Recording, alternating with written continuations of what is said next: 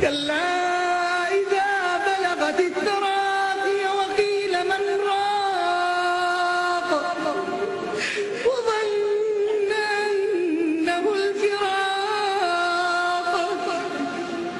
والتفت الساق بالساق إلى ربك يومئذ المساق فلا صدق ولا صلى ولكن كذب وتولى ثم ذهب إلى أهله يتمطى أولى لك فأولى ثم أولى لك فأولى. يوم تدخل قبرك وتجسد لك أعمالك، أنا عملك الصالح، أنا عملك الصالح، أنا عملك الصالح. ثياب بيض، وجه أبيض، ريحة طيبة، معك إلى يوم القيامة. أو العكس ستسأل، أنا عملك السيء معك إلى يوم القيامة.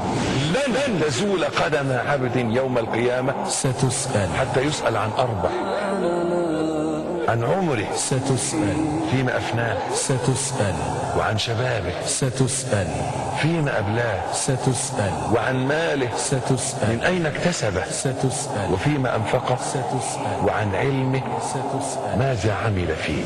هنحصل على أرض تانية، أرض جديدة ما فيهاش لا جبل ولا شمس ولا قمر ولا حاجة ولا نجوم ولا كواكب، وأشرقت الأرض بنور ربها ووضع الكتاب. انتبه، أنا عايزك تتنقل معايا للآخرة.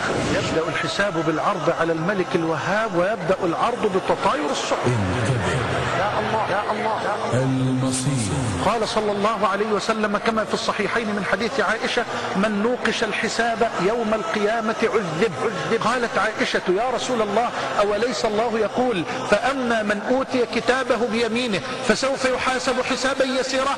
قال: ليس ذلك الحساب يا عائشة، إنما ذلك العرض، إنما ذلك العرض أي على الله. فمن نوقش الحساب يوم القيامة عذب. يؤتى بجهنم لها 70,000 زمام، مع كل زمام 70,000 ملك يجرونها. يا رب سلم. إذا رأت أيها الأفاضل جهنم الخلائق زفرت وزمجرت غضبا منها لغضب ربها جل جلاله، فإن الحق سبحانه وتعالى يغضب في هذا اليوم غضبا لم يغضب قبله مثله ولن يغضب بعده مثله، كما قال رسل الله صلوات الله عليهم أجمعين: يوم نقول لجهنم هل امتلأت وتقول هل من مزيد. تقدر على نار شمعة؟ والله ما تقدر. طب جرب كده. طب ولع شمعة وحط صبعك عليها كده لمدة نص دقيقة لمدة دقيقة، والله ما تقدر. شمعة. هل تصورت نار حريق مروع مدمر؟ هل تخيلت نار بئر من آبار البترول إن اشتعل بئر من آبار البترول بالنار؟ شفت المشهد ده والمنظر ده الذي يقلع القلب بالفعل. المصير. النبي عليه الصلاة والسلام يقول: إن ناركم هذه التي توقدون جزء من 70 جزءا من نار جهنم. قالوا: يا رسول الله، والله إن كانت لكافية. قال: ولكنها فضلت على نار الدنيا ب69 جزءا كلها مثل حرها.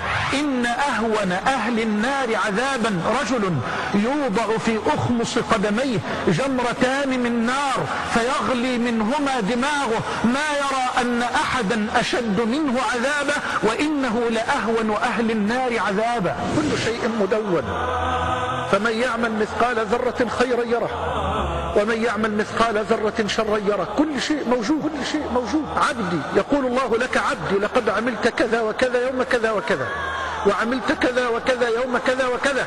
فيقول المؤمن: رب أعرف، أنا عارف يا رب، اسمع. فيقول الله جل وعلا للمؤمن: ولكني سترتها عليك في الدنيا وأغفرها لك اليوم.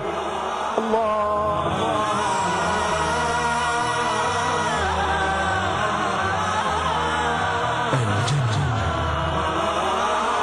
وسط الرعب ده مجموعة كده تتقدم بينادي عليها الملك عشان يستظلوا بظل شجرة، بظل عرش الملك، يبقى تحت العرش. ويحمل عرش ربك فوقهم يومئذ 8 ويستظل بظل عرش الملك جل جلال ربي مجموعة من الخلق. مين دول؟ يا رب اجعلنا منهم يا رب، يا رب اجعلنا منهم يا رب، يا رب اجعلني وإخواني وأخواتي منهم برحمتك يا أرحم الراحمين. 7 دي رواية. يظلهم الله في ظل عرشه يوم لا ظل إلا ظله. مين دول؟ إمام عادل، حاكم عادل. شوف مكانة الحاكم العادل فين؟ الإمام العادل الذي يسعد رعيته وتسعد به رعيته في ظل عرش الملك. إمام عادل. وشاب نشأ في عبادة الله. الله. أبشر أيها الولد والابن الحبيب، يا من استعليت على شهواتك، يا من استعليت على الشبهات وقبضت على الدين وكأنك تقبض على الجمر وسط هذه الفتن. أبشر، والله العظيم بشرى. لو حبست نفسك حتى تلقى الله والله لا يساوي هذا في جانب هذه البشرى أي شيء. حبيبنا المصطفى يصف الجنة. يوصف الجنة؟ طب هو النبي شافها؟ ده دخلها. بتقول ايه؟ بقول لك النبي دخل الجنة، رآها رأي العين ودخلها ورأى ما أعد الله فيها لأوليائه من النعيم. رآها وهو في الدنيا ورآها وهو في ليلة الإسراء والمعراج. أيوة. روى الإمام مسلم في صحيحه من حديث ابن عباس رضي الله عنهما أنه صلى الله عليه وسلم وهو يصلي صلاة الكسوف مد إيده كده عاوز ياخد حاجة وبعدين رجع تكعكع، يعني تأخر تاني. الصحابة استغربوا قوي بعد ما خلص النبي، يقولوا له يا رسول الله رأيناك فعلت شيئا لم تفعله، رأيناك تناولت شيئا ثم تكعكعت أي تأخرت. فقال الحبيب رأيت الجنة وتناولت عنقودا منها. الله أكبر. ولو أخذته لأكلتم منه ما بقيت الدنيا. اوصف لنا الجنة يا رسول الله. قال ايه؟ خلي بالك. قال لبنة من ذهب ولبنة من فضة. انت عارف اللبنة يعني ايه؟ الطوبة اللي بتبني بيها، بس اللي بناء الجنة بقى طوبة ذهب وطوبة فضة. طب بالله عليك يا أخي، بالله عليك عاوزك تتصور معايا لبنة طوبة ذهب وطوبة فضة. المونة اللي بين الطوبة الذهب والطوبة الفضة تبقى ايه؟ تبقى طين؟ مستحيل. طب تبقى اسمنت؟ والله مستحيل. امال تبقى ايه؟ تبقى مسك. الله، مسك. الله. لبنة من ذهب ولبنة من فضة وميلاطها. الميلاط يعني المونة. شوف كلام سيدنا النبي حلو وجميل ازاي. احنا يعني اهو الله يسترنا، انما شوف كلام النبي وميلاطها المسك. المونة بين الطوبتين مسك. يا خبر ابيض.